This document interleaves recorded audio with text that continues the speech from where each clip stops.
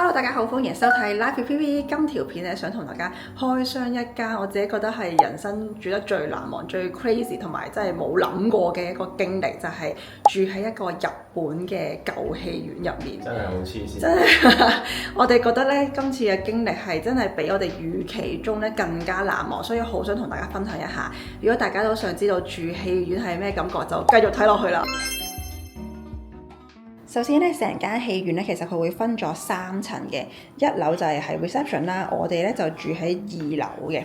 呢度咧已經見到一個好熟悉嘅字眼，就係香港影畫呢個香港國際警察。咁3樓咧，其實就係民宿主人咧佢自己住嘅，所以咧我哋就未有機會上去望一望。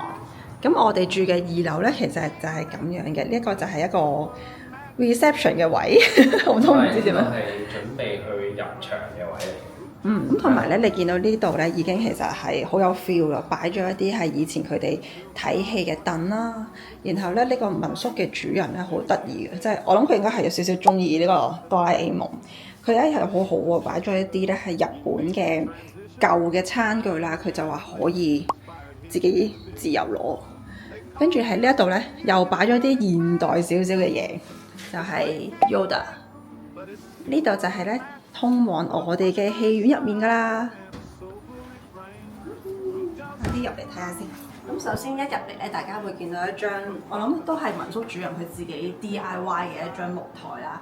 其實呢間屋咧好得意嘅，我哋入到嚟嘅時候咧，都覺得同我哋平時住嘅 Airbnb 啊、屋啊或者係酒店係好唔一樣。譬如玄關啊、鞋櫃啊，甚至乎我哋啲鞋我哋都就咁擺咗喺門口嘅啫。咁佢呢個木台咧，下面咧就放咗一個應該就係呢間戲院本身用嚟播戲嘅放映機咯，就係嗰啲舊式嘅放映機。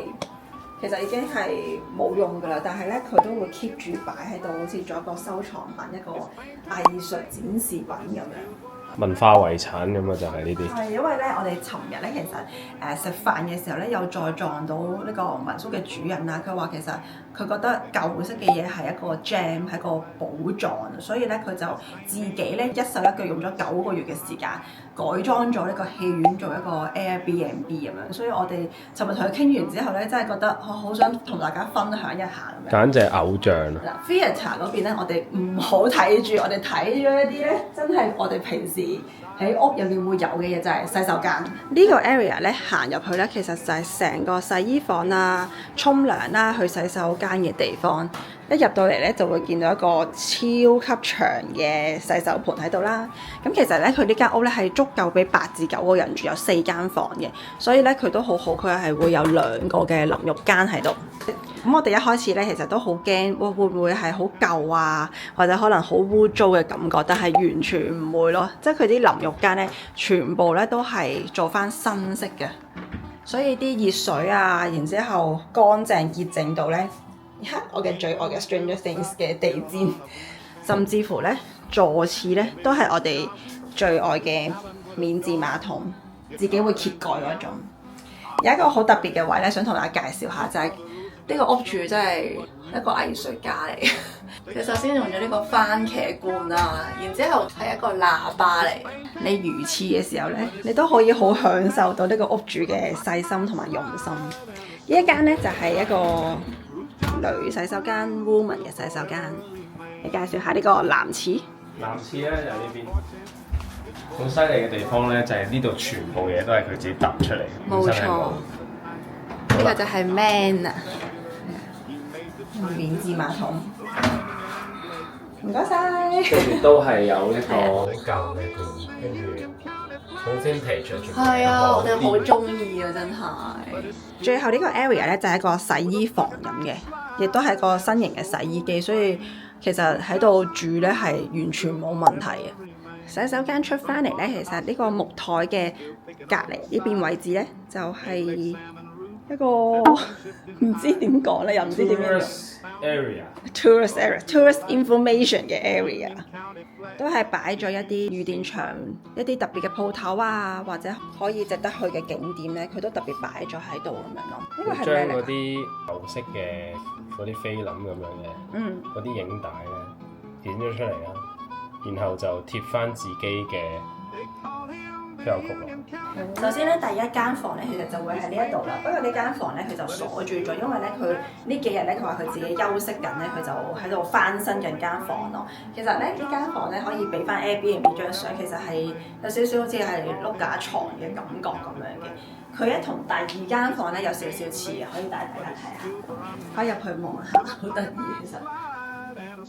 我自己都幾中意呢一間房，其實佢頭先呢度就擺咗好多以前舊式嘅 poster 啦，對面咧其實係一個好好嘅做嘢啊工作嘅位置，即係我覺得呢個其實好舒服咯，呢間房係啊。跟住呢盞燈又唔知發生啲咩事，你攞個袋笠住咁樣。跟住呢度上一級咧，其實就係睡房嘅位置啦。所以如果多人嚟或者即係同屋企人朋友嚟嘅話咧，就可能會用埋呢啲房啦。咁就會有2張、第3張床其實就會喺度。不過呢3張床都係單人床嚟嘅，所以咧我哋就冇瞓呢一度。但係咧，其實我都覺得呢間房係幾舒服啦。然之後出邊有一張台可以做下嘢咁樣。好啦，呢間房出完嚟之後咧，我哋又介紹下我哋對面嘅位置係一個超級大嘅書櫃，亦都係我諗民宿主人自己收藏咗好多嘅書啦、漫畫啦、好多嘅圖鑑啦。然後咧，我哋又發現一樣嘢喎，就係一個香港嘅書，因為原來呢個民宿嘅主人咧，佢 favourite city 最中意嘅城市係香港，係好多謝佢中意香港。所以我哋特登拎咗出嚟影咗幾張相咁樣。呢一個 corner 位咧就係第3間房啦。3間房，但係佢都係鎖住咗，因為我哋係冇用到咁多設施咁樣嘅。咁呢個都可以補翻張相俾大家睇下，佢入面就係咁噶啦。行翻出嚟咧，呢度已經有一個好靚嘅一個嘢。我哋咁啱住睇完呢個回到未來咧，呢個就係舊式嘅攝錄機。攝錄機冇錯。係啦，下面咧佢就擺咗卷底片喺度，底片係啊，真係好有 feel。呢一餅底片係仲要係有嘢喺上面，係影過嘢㗎。然後呢一邊咧就係一個廚房嘅 area 啦。首先就我哋擺咗個我哋嘅自己嘅相機，但係我覺得佢好襯啊！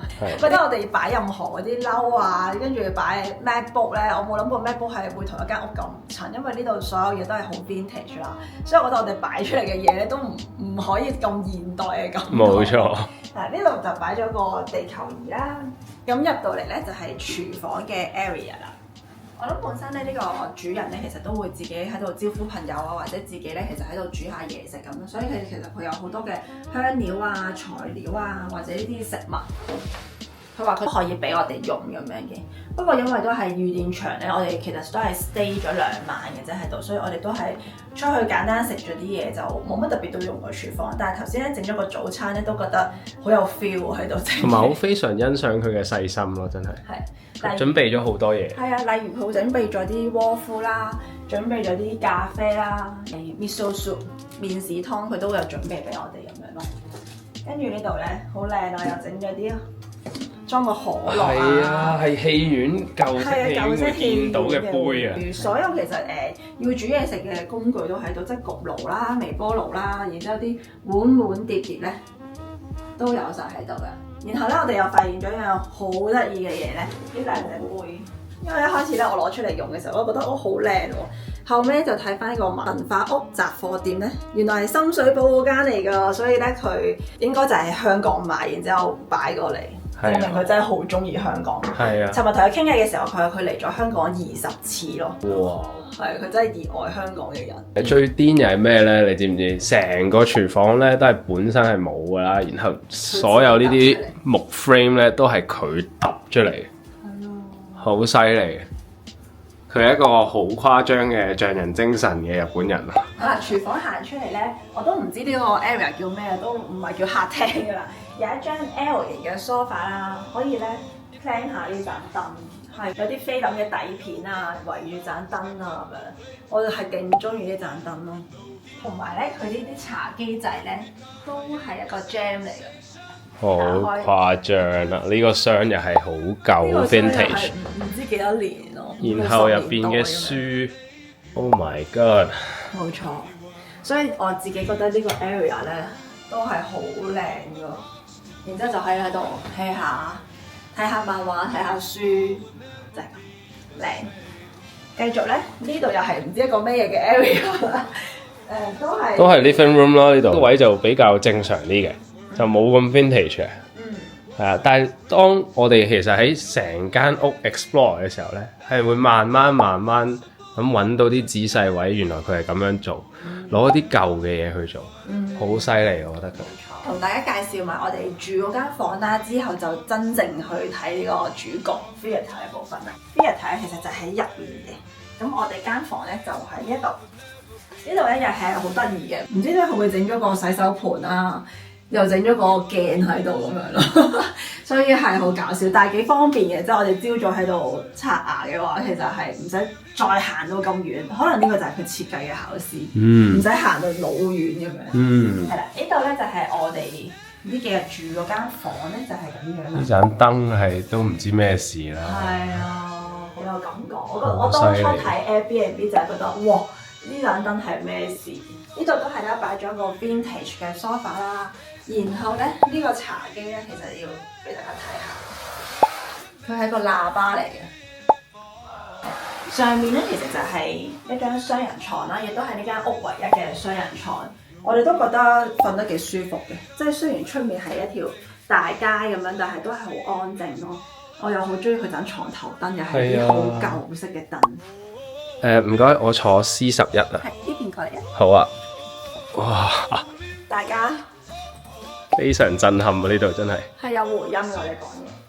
呢一度就係舊式嘅日本嘅戲院呢個 theatre， 但係而家係屬於我哋嘅呢2日嘅時候。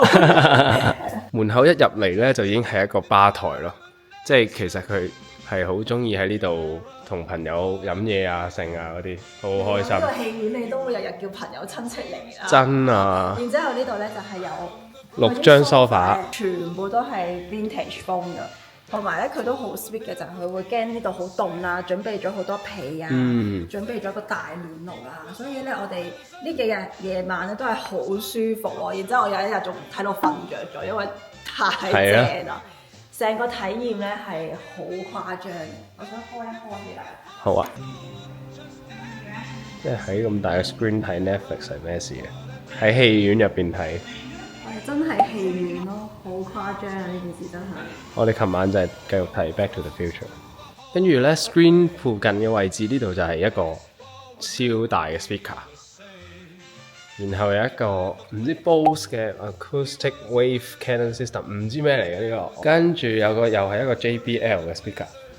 然後呢邊咧又有多個 speaker， 好誇張啊！以上咧就係成間戲院嘅住宿嘅體驗啦。我哋覺得真係好難忘，同埋我好中意民宿主人嗰種保留住舊嘢啦，然之後將佢翻新俾更多人知道嘅感覺咯。呢個位咧佢仲可以自己教呢啲音樂。佢就播啲好 vintage 嘅歌咯，都係，然之後出面都會聽到。